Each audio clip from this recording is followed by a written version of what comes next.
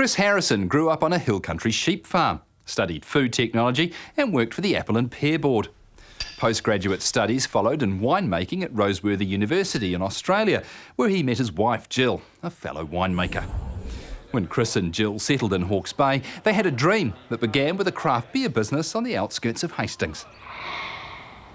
It's a little boutique brewery. We make a selection of beers for the rural working man. You know, they can come in after work with their boots on and have a beer after work. I've always made fermented beverages, I suppose, ever since I was 15. Made cider out of my grandmother's apples. And then I did a food tech degree, and then we went to Roseworthy and did a postgraduate diploma in winemaking. So winemaking's always been the sort of long-term goal. But if you sort of have a backpack and not much else, going into the wine industry is a little bit difficult, you know. There's a lot of money involved. So with a brewery, you can make beer today. 6 weeks later, you can sell it, and you've got a thing called cash flow. With grapes, you plant the grapes today. 6 years later, you've got some money from the sale of your grapes. So I was quite lucky. I got a job in a small brewery and saw the potential pretty much immediately. You know, the synergies and the ability to make money and the ability to fulfill my dream, really. I like Hawke's Bay. When I was living here, working for the Apple and Pear Board, I was hang gliding and all my friends were in the wine industry. I already had that sort of vision, so I was quite interested in hanging out with those guys. Yeah, you needed to be mad enough to run off a cliff to be in the wine industry back then. We were the first ones here, so it's very easy to capture a market if you're the first one. So we were a novelty and everyone came to try us out. But it actually took off. The front of the brewery was dirt, and there were people rocking up on quad bikes and, you know, four-wheel drives, and, you know, it was a bit of a mud bowl here, a dust bowl at one stage. Everyone was drinking Roosters like it was going out of fashion. I actually did a food tech degree at Massey, and I did a marketing paper at that, and so it was very much about picking a niche market. So this is the rural working man's establishment. You know, I'm from a hill country sheep farm on top of the Tararua. My family's been in farming in New Zealand for many generations. All the pleasant beers I had as a child were, you know, at the shearing shed at the end of the day, or with the neighbours at the back of the tractor shed, you know, and that was where people enjoyed a beer the most. So that was the niche that I picked up and brought here. In a beer, you've got malt, hops, yeast and water. 90% of our malt will come from Gladfield malts down in Christchurch. All our hops will come from the Nelson region, New Zealand Hop Board, and the Motueka region. Our yeast we import from America. And then Hawke's Bay Hastings water, which is renowned one of the best waters in New Zealand. You can get malts from Europe, but I've been in the brewing industry for 16 years now.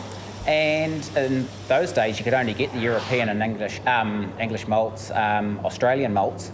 But in the last 6 years, you've had a place called Gladfield Malts start up in Christchurch, and you know, as I said, you know, I'm using 90% of their malts. Gladfield's really young. I'm really impressed with them. Really impressed. When you're brewing, especially for a brew pub, you're always looking 6 weeks ahead of yourself. So we have our tried and true, our lager, our draft, our dark ales, which we have on all year round. So, you know, I'm looking 6 weeks ahead of myself. If I'm running out of one brew in 6 weeks' time, I need to brew it today. We can't have our customers, you know, screaming in the bar, you know, where's my lager? I've got 2 extra taps in the bar, which it's whatever mood I want to brew. So in summer, I'll brew a German Weiss beer, which a lot of New Zealanders don't like. It's cloudy. It's only the people who've been over in Europe, especially out at Roosters here, where we've got a lot of backpackers and orchard workers and European people come in, and they're calling in every day, and they're the ones who actually love our specialty beers. So you're at our vineyard in the Gimlet Gravels in Mary Road. This is where we grow our Cabernet and our reds for our beach house wines. My parents grow the whites out of the beach, hence the name beach house wines, but reds tend to grow better, and they grow very well on the Gimlet Gravels. We just got a gold and a trophy for our Syrah at the Air New Zealand the other day. We planted the vineyard in '99, so the vines are getting to an age where they're really performing well. 20 years ago, a brewery was a very good way of generating cash flow to pay for the vineyards, which it has done. So 20 years later, the dream has been fulfilled. The vineyards are paid for, the brewery's paid for, We're making trophy medal winning wine. The dream has been fulfilled. The children are about to leave home, so we'll spend a bit more time doing some export marketing, beach house wines, export marketing. I think you can picture what we'll be doing. We'll just get out into the world and have some fun. We've got 8 hectares. We've got 4 hectares here of reds and 4 hectares out at the beach of Chardonnay predominantly. And then we get in growers for things like, green Sauvignon Blanc. Currently we do about 60 to 80 tonnes under the Beach House brand. The winery is capable of doing 200 tonnes. We've done a little bit of bulk wine. We've done some contract wine making for other wineries.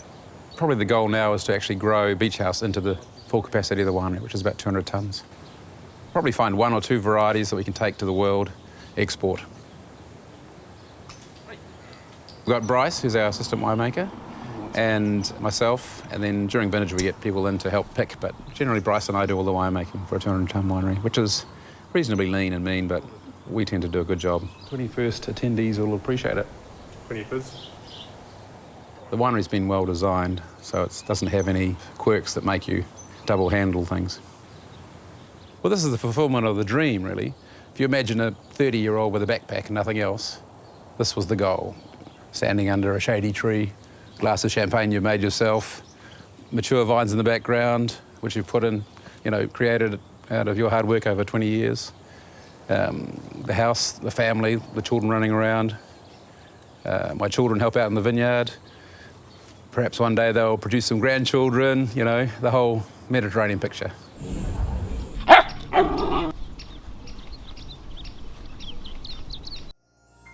This program was made with funding from New Zealand On Air.